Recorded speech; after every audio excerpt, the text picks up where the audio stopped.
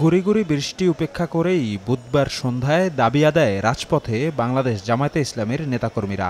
মিছিল নিয়ে প্রদক্ষিণ করে রাজধানীর বিজয়নগর, পল্টন, কাকরাইল সহ বিভিন্ন এলাকা।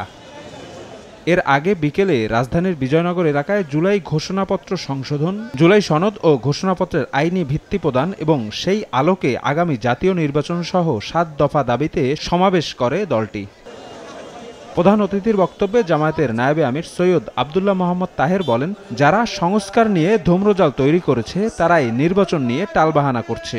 এ সময় জামায়াতের সহকারী সেক্রেটারি জেনারেল রফিকুল ইসলাম খান সুষ্ঠু নির্বাচনের স্বার্থে আগামী জাতীয় নির্বাচন পিআর পদ্ধতিতে করার দাবি জানান। সুষ্ঠু নির্বাচনের জন্য পিআর পদ্ধতি চালু করতে হবে, এটা বাংলাদেশের জনগণের দাবি।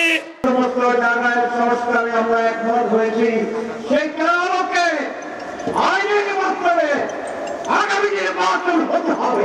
ন্যাচারাল ব্যাকটেরিয়ালাইসিসের সুরক্ষায় ফ্রেশ ও অ্যাক্টিভ সব সময়। এখন ধুলাবালি জীবাণু ঘাম ক্লিন বোল্ড রিমার্ক। এদিন খুলনায় দলীয় এক সমাবেশে যোগ দিয়ে প্রধান অতিথির বক্তব্যে জামায়াতের সেক্রেটারি জেনারেল মিয়া গোলাম পরোয়ার বলেন, দেশের কাঠামো এমনভাবে তৈরি করতে হবে যেন আর কেউ ফ্যাসিস্ট না হয়ে উঠতে পারে। নতুন রাষ্ট্রীয় কাঠামোটা এমনভাবে আমরা বানাবো যেখানে কোনো ফ্যাসিবাদ আর জন্ম না নিতে পারে, যেখানে লুটপাটকারী, অত্যাচারী, ভিন্নবাদ দমনকারী, সাংবিধানিক অধিকার, ভোটাধিকার, মানব অধিকার নষ্ট হয় যাদের হাতে, তারা যেন আর ক্ষমতায় আসতে না পারে। জামায়াতের সহযোগিতা নিয়ে ক্ষমতায় গেলেও বিএনপি দেশ পরিবর্তনে ভূমিকা রাখতে পারেনি বলেও অভিযোগ করেন মিয়া গোলাম পরোয়ার। আপনি আমার 20 জায়গায় দিয়েছেন, আমি আপনার 280 জায়গায় দিয়েছি। শফিক মুন্সি, সময় সংবাদ, ঢাকা।